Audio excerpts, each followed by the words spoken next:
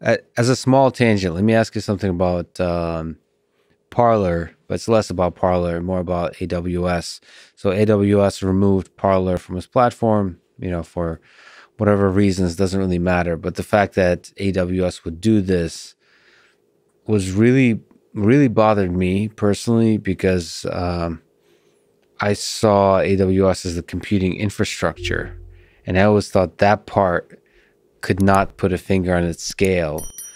And I don't know what your thoughts are. Like, were you bothered by Parler being removed from AWS? And how does that affect how you think about the computing infrastructure on which Librex is based?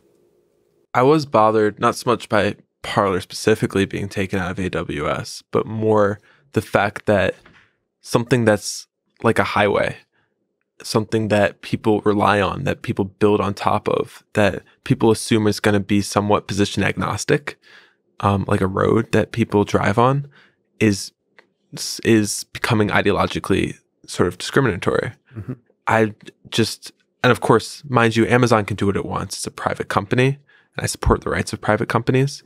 On an ethical and sort of a deep moral level, I wonder, like, at what point should a company sort of be agnostic in that regard and let developers build on top of their infrastructure?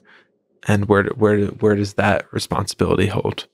Yeah, it makes you hope that there's going to be, from a capitalistic sense, competitors to AWS who say, like, we're not going to put our finger on the scale. I mean, on the highway is a good sort of example.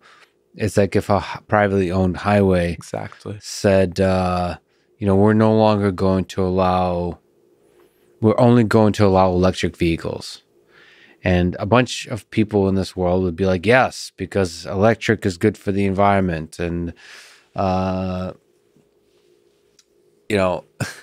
yes, but then you have to consider the slippery slope nature of it, but also like the negative impact on the lives of many others and what that means for innovation and for competition, again, in the capitalistic sense. So there's some level to this hierarchy of our existence that we should not allow to manipulate what's built on top of it. It should be truly infrastructure. And it feels like compute is storage, and compute is that layer. Like, it shouldn't be messed with.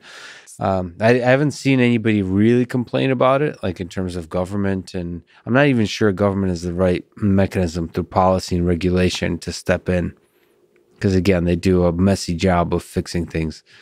But I do hope there's competitors to AWS that make AWS and step up, because I do think, I'm a fan of AWS, except this. Good service. It's a good service until this. Until they rip out the rug.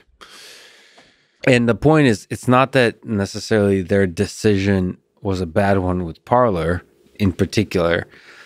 It's that, like, the slippery slope nature of it, but also it takes the good actors that are creating amazing products and makes them more fearful.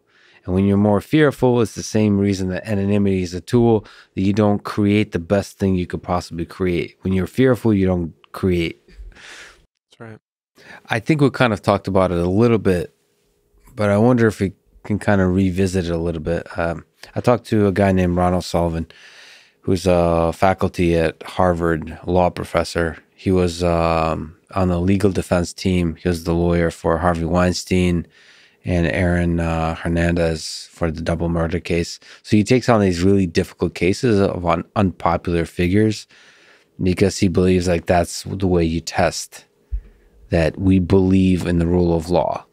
But he was, there's a big protest in Harvard to get him, basically censor him and to get him to no longer be faculty dean, all those kinds of things. And it was by a minority of students, but, and there was a huge blowback, obviously, in the public, but also inside Harvard. Like, that's not okay.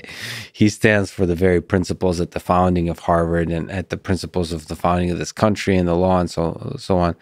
But the basic argument was about safe spaces, that it's unsafe to have somebody who is basically supporting Harvey Weinstein, right?